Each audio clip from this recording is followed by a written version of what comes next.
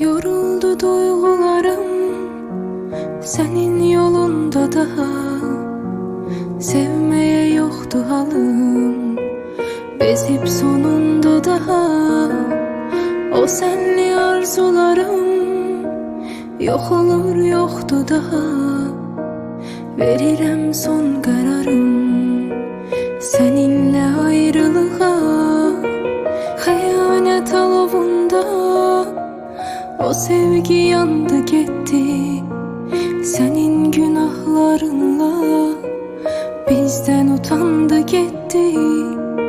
Unutarsan her şeyi, belki sevip yeniden sevişmemizin tadını alabilsen özgeden.